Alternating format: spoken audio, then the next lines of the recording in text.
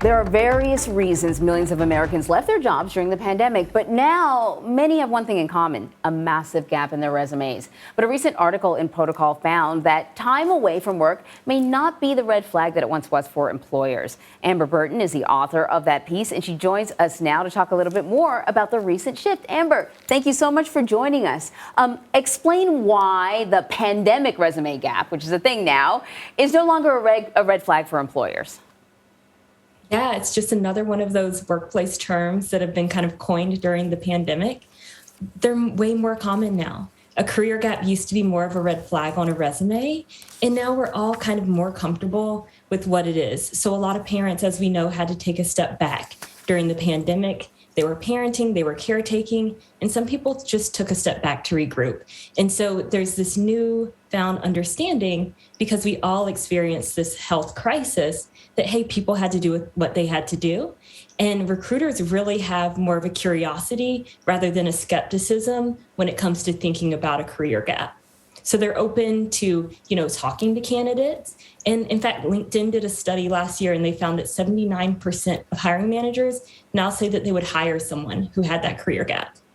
I think this is such a great development, Amber. One of the, silver linings, if you want to call it that, that's emerged out of the pandemic. Because I was telling Anne-Marie earlier that, she knows that I spent 20 years in finance before I became a journalist. And one of the things that I was always frustrated by is when I wanted to hire somebody who had taken a sabbatical or a couple of years off to do something, my managers would say, I'm a little iffy about somebody. And then what was the thinking? The thinking was that, they're not motivated. They're not ambitious. If you didn't, stick to the rat race and continue, climbing that ladder, if you decided to take time off, other than if you were like a mom or something, or a dad, that was seen as a bad thing. And now the fact that people are not looking at it as such is, I think, a great development. So the question then becomes, how are companies looking to engage with people that are re-entering the workforce?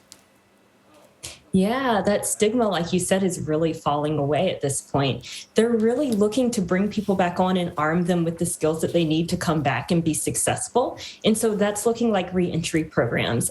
We've seen, I'm sure you've seen them too, return programs have existed for a long time, but companies are being really proactive in expanding these programs to really reflect where people are today.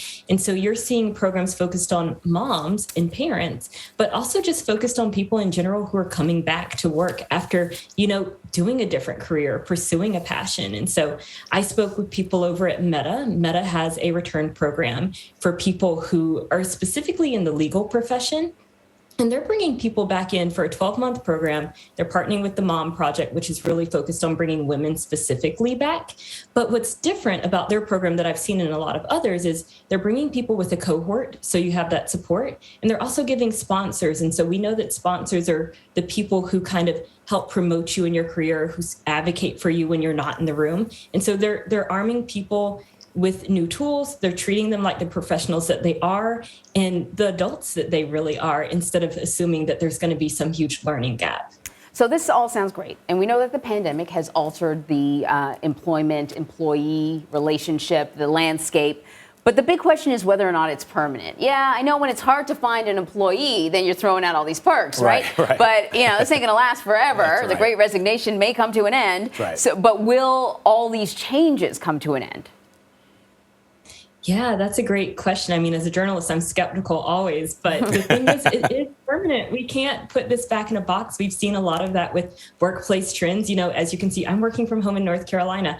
I'm not going back to an office in New York. And they're realizing a lot of people with career gaps are not going to give up the time that they need for caretaking, parenting, stepping away to pursue what they need to pursue, and then coming back. And so there is that thought, the job seeker, people have more power than ever. So this is here to stay. And a lot of these programs that are being introduced are permanent as well. And like you said, it's a tight talent market. The talent's in control. So when you need talent, really now they're just making sure you have the skills, the curiosity, and that ability to learn. But like you said, Amber, I too remain often skeptical about things like this, because I can see, companies saying, yes, the talent pool is tight. Yes, the talent's in control, but I'm willing to risk going for lesser talent, and I don't mean to disparage people who are, but you know what I'm saying? Like, you're going to pay a little less, and those people who are talented, who deserve to be incentivized, are going to take their talents elsewhere, and you're going to have an inferior product ultimately. 5 years down the line. Because- That is a possibility as well. Because old habits die hard. Well, or also old because culture dies hard. because companies are all about servicing the shareholders, and if the shareholders aren't, if the money that you're spending on retaining this talent, if the money you're spending as a company on allowing people to work from home, right, and that is a really important consideration. Yeah. They may at the end of the day say the shareholders are what matters, shareholder value is what matters, and I still have to cut costs and keep the costs down. So that means I'm going to have not as talented of a I think pool. you're bringing up something really fascinating. And Amber, this may be something for you to pursue. In the long run, which companies, which industries revert back to the way that they were running things before versus embrace sort of this new change? And will we find that the companies that are public, that have shareholders, go back to the more traditional ways of looking for employees, retaining employees, and the ones that don't can be a little more creative and, see what works in this maybe new norm? It's a great question. It's a great question. It's not really a question we asked Amber. No, but I mean, Amber, you've done a lot of reporting on this. So, I mean, that I think ultimately is going to be how it all plays out. Gone are the days, it feels as if we're in a moment where we were in the 1950s and 1960s where big companies offered these great packages for employees and people felt loyal to the company that they worked for because at every step of the rung of their ladder of their career, they were well compensated and well taken care of. People were getting, bank loans, and not black people, but, people were getting bank loans and they were getting houses and they were getting, and we don't have that anymore. The realignment, if it really happens, would be that. Yeah. But I don't know if we're there. Yeah, I mean, hey, I cover tech, and so tech is often the industry that does everything first. They're willing to experiment and they're willing to see what sticks and just throw it at the wall. And so because of that, I do see this mindset shift. And hey, we know in tech, mindsets shift all the time. And so because of that, there is more of a thought that, hey, this thought process of bringing people who've stepped away is here to stay. And hey, it makes sense. If the skills are there, it's pretty hard to argue that they can't get the job done. True.